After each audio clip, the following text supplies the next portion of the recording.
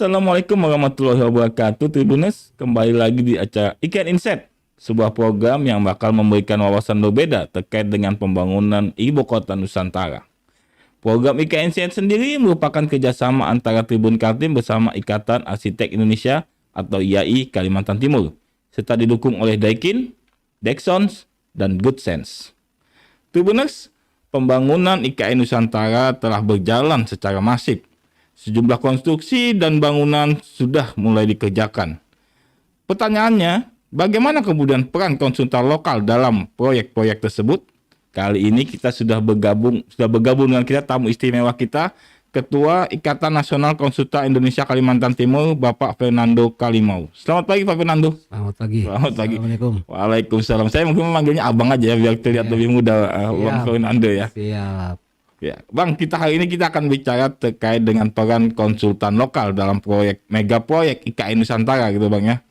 Karena kita akan membahas bagaimana kemudian putra-putri daerah di IKN ini mewujudkan sebuah kota kelas dunia. Ya. Gitu ya. Nah, pertanyaan saya yang pertama gini, Bang. Proses pembangunan IKN kan sudah berjalan secara masif ini, Bang ya. Bagaimana kemudian sejauh ini keterlibatan konsultan lokal dalam pembangunan IKN, Bang? Oke. Terima kasih, Bang Yado. Jadi pembangunan IKN ini kan landasan hukumnya kan jelas. Undang-Undang 3 2022, kemudian untuk pelaksanaan infrastrukturnya diatur melalui Perlem 62, kemudian Perpres 62. Di sana muatannya adalah pemberdayaan lokal. Nah, bagaimana caranya pembangunan ini melibatkan pengusaha lokal? Di sana disyaratkan bahwa pembangunan ini khusus untuk dunia jasa konsultasi.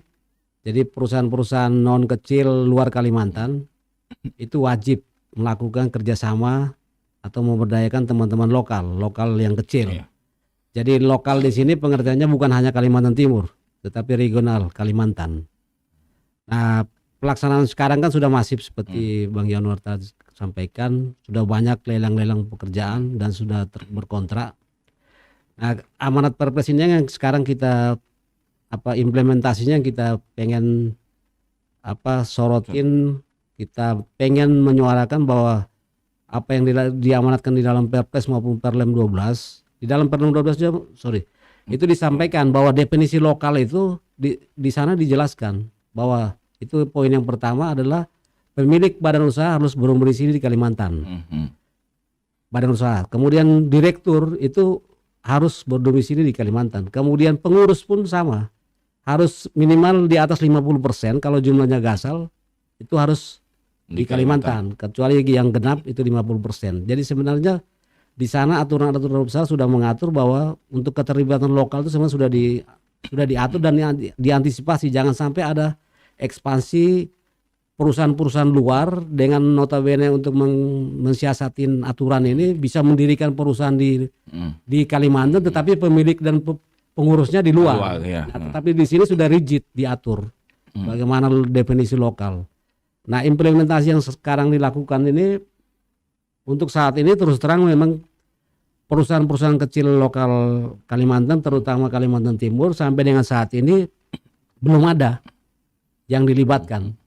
Sedangkan amanatnya kan tadi memberdayakan dalam bentuk bermitra atau bersubkontrak. Nah, kami sudah menyuarakan hal untuk keterlibatan lokal ini dalam beberapa event maupun informal maupun formal sudah. Formal itu kami menyuarakan melalui DPR, Pak Irwan sudah kami sampaikan juga artinya suara dari Inggino Kalimantan untuk pemberdayaan lokal.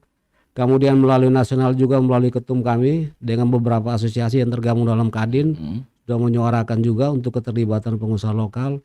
Kemudian informal juga kami sudah dengan sekretaris dan beberapa pengurus kami sudah ketemu dengan Pak Dirjen di Samarinda.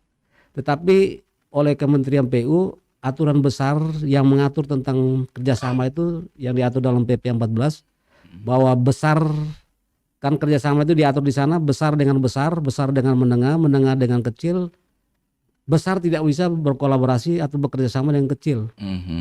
Nah, kalau ikut aturan besar ini memang sampai selamanya pembangunan IKN ini tidak bakal melibatkan lokal. Sedangkan di Perpres 62 maupun Perlem itu kan mengatur kekhususan. Kekhususan itu di sana diatur bahwa luar non kecil luar Kalimantan itu wajib melakukan kerjasama dalam bentuk bermitra, ya kan? Berarti ada kekhususan. Kalau ngikutin aturan besar, memang besar tidak bisa kerjasama dengan kecil. Tetapi di dalam Perpres maupun Perlem diatur, dia harus bermitra. Bermitra itu kan berarti kerjasama kan? Nah, itu kekhususannya di sana. Berarti ada perbedaan disorientasi antara misalnya peraturan presiden dengan peraturan lainnya gitu Bang? Ada di dalam model dokumen pemilihan yang dilakukan oleh teman-teman di Kementerian PU, mereka mungkin ini tahap baru awal, mungkin wanti-wanti juga jangan sampai menabrak aturan, ya kan? Tetapi semangat kami dari teman-teman pengusaha lokal Kalimantan, kita dukung penuh 100%. IKN ini adalah kebanggaan kita Kalimantan, kan? Tetapi jangan sampai IKN ini hanya membangun di Kalimantan, tetapi tidak membangun Kalimantan. Ya kan? Kalau membangun hanya di Kalimantan kita jadi penonton. Tetapi membangun Kalimantan kan kita ikut sama-sama merasakan berdaya sama-sama kan. Kan suatu kebanggaan, kota besar, kota masa depan Indonesia dan kebanggaan Indonesia di dunia, dan ada keterlibatan teman-teman lokal di sana juga kan. Artinya ada cerita lah besok kan. Artinya sejauh ini Bang, ketika pembangunan IKN sudah berjalan, belum ada maksudnya kontribusi dari pengusaha lokal sendiri, konsultan lokal dalam pembangunan IKN ini Bang? Belum ada. Lokal di sini kan pengertiannya yang kecil Pak, ya. Yang kecil. Kalau ada beberapa teman yang sudah terlibat di dalam IKN, tapi itu kan kelasnya menengah. Sedangkan yang kita mau dorong ini kan bagaimana pelibatan lokal, memberdayakan teman-teman yang kecil ini kan, UMKM. Kalau dari segi sektor-sektor yang lain sudah jalan. Hanya dari segi jasa konsultasi ini yang belum jalan.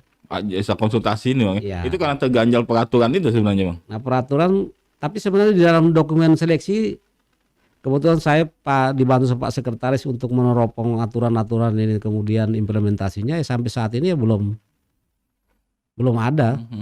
Yang kami dihubungi teman-teman luar hanya minta tolong untuk mencarikan tenaga kerja dengan jumlah sekian. Kan kita tidak maunya itu, kita kami asosiasi konsultan, jasa konsultasi lokal ini kan bukan artinya penyalur tenaga kerja, asosiasi penyalur tenaga kerja kan. Iya kan. Ini kita kan perusahaan badan usaha lokal. Iya. Artinya berkontribusi sesuai dengan spesifikasinya itu, Bang, ya. Ya kita maunya kan kita diberdayakan. Misalnya nilai sekian, oke, kami subkan ke sekian. Dengan jumlah tenaga itu ya udah kami yang manage. Tapi bukan hanya kami untuk ditawarin tolong carikan tenaga jumlah sekian.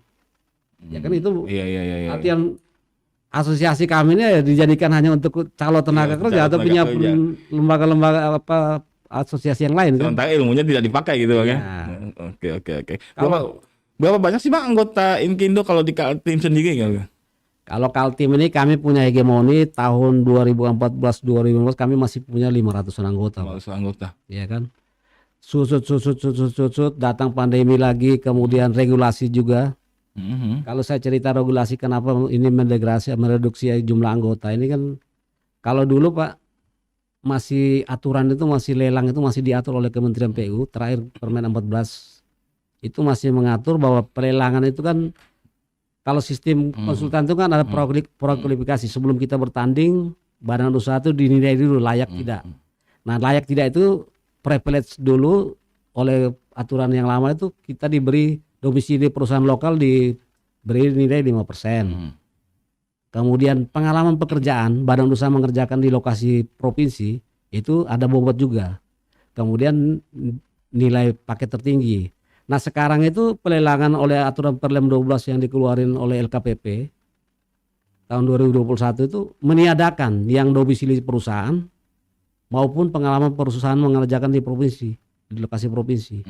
Jadi yang bertarung murni pada saat prakualifikasi itu hanya nilai paket tertinggi. Iya. Nah artinya privilege lokal itu ditiadakan semua. Kalau dulu teman-teman luar mau bekerja di Kalimantan, mereka mau lulus PK 100% harus menggandeng teman-teman lokal. Sama dengan IKN, kondisinya IKN juga seperti itu Bang, ditiadakan juga. Nah kalau di IKN itu ditiadakan sama sekali kan.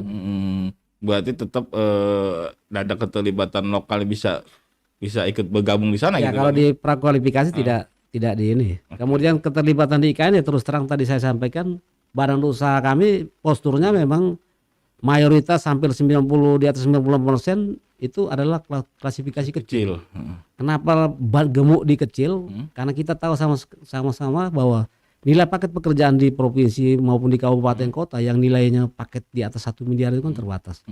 Apakah bisa kemudian bergabung dengan jasa konsultan yang besar gitu, yang kecil misalnya dari Kaltim nih Bang, lokal gitu kan? Siap. Ikut bergabung misalnya dengan jasa konsultan besar mengikuti lelang di IKN gitu kan? Nah, oleh Perlem itu kan mengatur begitu Perpres. Tetapi kan oleh dokumen kementerian kan tidak boleh. Besar tidak boleh kerjasama dengan kecil.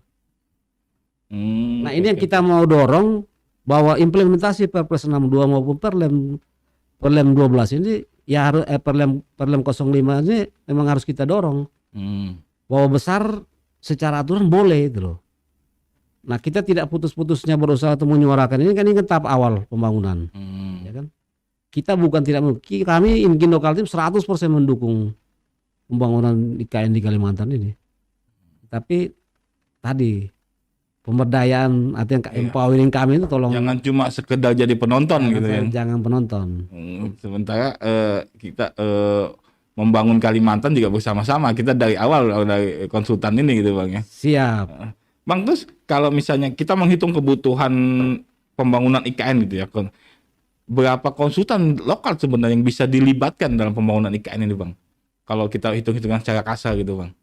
Kalau kami dengan 180 kurang lebih 186 anggota kami siap. Dengan klasifikasi kan di kami kan banyak klasifikasi badan usaha. Mau sipil keairan ada.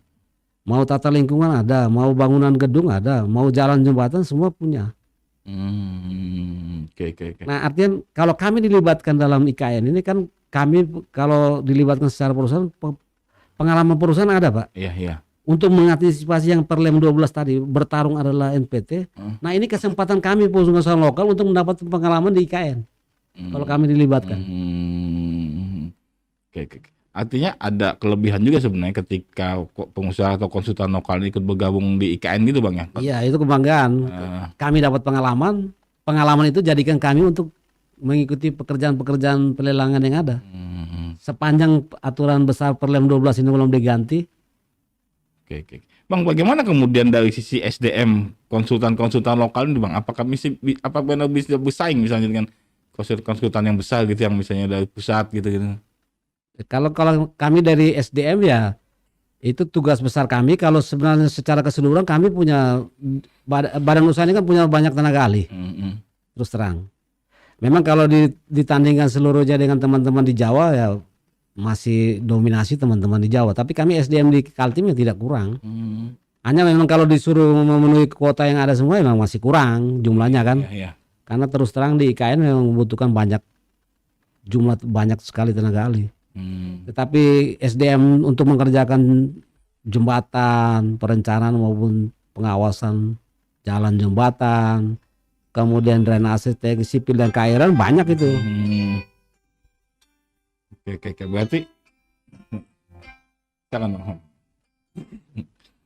Berarti gini Bang, ketika konsultan lokal ini misalnya sebenarnya mampu bersaing dengan konsultan-konsultan dari Jawa gitu ya kan Bang. Kemudian apakah kompetensi dari konsultan lokal ini juga berpengaruh juga sebenarnya terhadap pengikutan lelang di IKN ini gitu Bang? Oh, kalau sekarang syaratnya kan belum ada.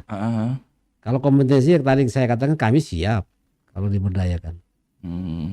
Dan tugas kami asosiasi kan bukan hanya tempat bergabungnya teman-teman pengusaha, tetapi tugas salah satunya capacity building, pembinaan kepada anggota, bagaimana anggota bisa berkualitas. Berarti apakah perlu pelatihan bagi konsultan lokal sendiri gitu? Misalnya ada peningkatan kompetensi gitu, atau perlu pemerintah maksudnya menjadi jembatan untuk peningkatan kompetensi konsultan lokal ini? Kalau itu kan seperti program Dinas Pekerjaan Umum Provinsi melalui BIKON itu sudah banyak dilakukan pembinaan terhadap tenaga ahli, pelatihan itu provinsi support itu. Sudah berjalan sebenarnya. Sudah berjalan dengan berbagai asosiasi kami Inkindo kan asosiasi badan usaha. Iya. Kami tidak lepas putus dengan rantai pasok kerjasama dengan asosiasi profesi karena di asosiasi profesi adalah penyedia tenaga ahli buat kami kan, orang. Nah itu sudah dilakukan dan PUPR Kaltim support itu, sudah melalui Bikon sudah melakukan masif dalam setiap tahun menganggarkan untuk pelatihan-pelatihan tenaga ahli yang bersertifikat, karena memang syarat daripada Undang-Undang 2017 tentang jasa konstruksi bahwa pelibatan tenaga kerja konstruksi itu harus mempunyai sertifikat keahlian. Kalau dulu SKA, sekarang SKK. Bang, apa sih kelebihan ketika konsultan lokal ini ikut bergabung dalam pembangunan IKN? Nah, dari sisi IKN-nya sendiri ya, dari sisi pembangunan IKN-nya sendiri sih, apa sih kelebihannya gitu, Guntur? Kelebihan? Iya, kelebihan atau keuntungannya bagi pemerintah gitu ketika konsultan lokal dilibatkan dalam pembangunan IKN. Kalau keuntungan buat pemerintah maupun badan usaha ya tadi kan, kalau itu paket pekerjaan dinikmati teman-teman lokal kan, duit itu atau anggaran yang diperoleh teman-teman itu kan berputar hanya di Kalimantan. Kami perusahaan lokal kan begini Pak, bayar pajak kan di Kalimantan, Kaltim kan. Tapi kalau jumlah kami itu makin tahun tereduksi, ya kan, dari 500 200 sekarang misalnya mati suri dengan aturan-aturan besar, pada gulung tikar ya jumlahnya terbatas, berarti kan pajak badan usaha kan terbatas juga. Kemudian kalau itu diberdayakan ke teman-teman lokal, satu perusahaan itu mempekerjakan satu paket itu 5 atau 10 orang. 10 orang itu mempunyai menghidupin keluarga 3, 4, 5 berapa coba? Artinya putaran ekonomi itu kan, daya beli itu kita bicara apa pemberdayaan ekonomi lokal ya jalan. Tapi kan sama aja misalnya ketika konsultan dari pusat tapi menggunakan tenaga lokal, ekonominya kan juga berjalan di Kalimantan sebenarnya Bang. Kalau kita bicara soal itu gitu. Oh ya itu satu. Tapi secara badan usaha kan tidak ada pembinaan. Tadi kami badan usaha kalau diberdayakan mengikuti di IKN, kami dapat pengalaman. Kemudian ini kan kota masa depan yang begitu canggih. Transfer knowledge dari teman-teman pusat maupun asing kepada teman-teman lokal ini kan dapat, Pak. Iya kan? Oke. Berarti sebenarnya keberadaan IKN ini jangan sampai mematikan konsultan-konsultan lokal gitu ya, Pak. Iya. Justru konsultan lokal bisa ikut berkembang. Ikut berkembang, belajar itu justru ibaratnya kami ini magang sebenarnya di teman-teman kalau. Pak Fernando, menyambung obrolan yang tadi, bagaimana kemudian upaya dari konsultan-konsultan lokal untuk naik kelas sehingga bisa berpartisipasi dalam pembangunan di IKN? Siap, karena ini kan pembangunan baru tahap awal. Jadi kami DPP Inkindo Kalimantan Timur untuk bagaimana caranya membina anggota, kemudian bisa berpartisipasi di tengah dengan regulasi yang begini. Kami memang mempunyai program bagaimana membina teman-teman yang kelas kecil ini, mayoritas yang kelas kecil yang punya kemampuan, sudah pengalaman banyak dan bisa naik, kami dorong untuk naik ke kelas menengah. Nah sehingga kalau banyak sudah di kelas menengah, sudah bisa berkolaborasi atau ikut terlibat KSO dengan teman-teman luar yang besar, sehingga aturan tadi bisa kita ikutin. Adakah misalnya kemudahan-kemudahan yang diberikan Inkindo bagi anggotanya untuk naik kelas gitu Bang? Sekarang ini kan tidak bisa bicara privilege, karena aturan besar yang mengatur ini kan seperti di PP 5 ini kan perizinan berbasis risiko, RBA ini kan semua sistem ini kan, kalau dulu LPJK di provinsi, sekarang kan satu di pusat. Kemudian sistem pengurusan badan usaha kan tidak bisa melalui LPJK lagi. LPJK hanya pencatatan dari registrasi. Semua melalui lembaga sertifikasi badan usaha, dan Inkindo kan sudah punya lembaga sertifikasi Inkindo. Hanya sistem online sekarang ini yang masih bermasalah, harus adaptasi karena banyak teman-teman yang mengurus SBU ini memang masih terkendala karena sudah one data. Jadi seperti pemakaian misalnya kami badan usaha punya beberapa subklasifikasi, kan harus ada penanggung jawab subklasifikasi, itu harus ada orang yang memiliki SKK. SKK itu digunakan, itu ternyata banyak duplikasi yang selama ini dipakai teman-teman dari luar. Nah ini yang kendala ini yang menghambat teman-teman ini kami dalam pengurusan SBU, karena tidak mudah untuk mengkomplain dan lain sebagainya. Nah kalau dulu LPJK masih di provinsi gampang Pak, kita bisa mengusahakan begitu secepatnya, tapi sekarang kan sistemnya di pusat semua. Nah ini adaptasi untuk menuju yang maju sih. Kalau sistem ini memang sudah stabil, ke depan mungkin lebih bagus. Tapi apakah hanya itu satu-satunya cara, selain misalnya kalau perubahan regulasi kan agak sulit gitu Bang? Mungkin itu kan satu-satunya cara untuk agar pengusaha lokal ini naik kelas dan ikut bergabung, berkontribusi dalam pembangunan IKN gitu kan, Bang? Iya betul. Itu yang kami ke depan kami dorong itu. Teman-teman kecil ini bagaimana caranya untuk biar banyak jumlah yang banyak untuk naik ke kelas menengah. Kalau sudah kelas menengah kan sudah bisa berkolaborasi biar KSO dengan teman-teman yang besar. Oke, siap kalau gitu. Bang, mungkin terakhir dari Abang, adakah harapan dari Inkindo maupun pengusaha-pengusaha lokal terkait dengan proses pembangunan IKN ini gitu, Bang? Mungkin terakhir Abang bisa mengucapkan statement terakhirnya gitu, Bang. Ya, kami berharap ya tetap keterlibatan pengusaha-pengusaha lokal terutama jasa konsultasi teman-teman kami di Kalimantan ya untuk dilibatkan. Aturan besar kekhususan di dalam Perpres 62 maupun Perlem 05 sudah mengatur, tetapi kalau memang belum maksimal oleh teman-teman kementerian, kan kementerian ini kan melaksanakan sampai dengan 2024 kalau tidak salah. Selanjutnya kan sudah di otorita. Nah, mungkin berharap ke depan tidak henti-hentinya. Kalau kami pengurus ini kan bukan hanya kepentingan kami kan. Di belakang kami ini kan banyak yang kami naungi.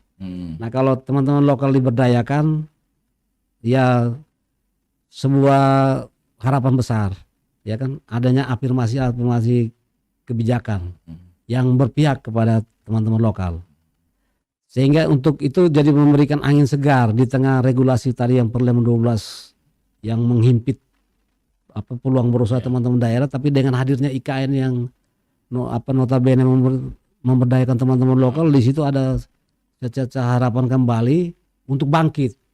Kalau tidak, IKN yang tidak memberdayakan teman-teman lokal, kemudian aturan besar Perlem 12 yang meniadakan tadi domisili lokal maupun pengalaman perusahaan lokal, ya saya terus terang gitu.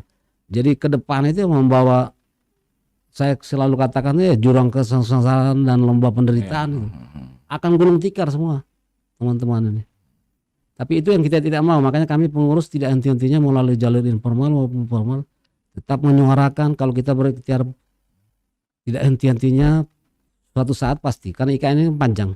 Ini tahap awal. Harapannya IKN juga mensejahterakan masyarakat lokal gitu ya kan? Iya.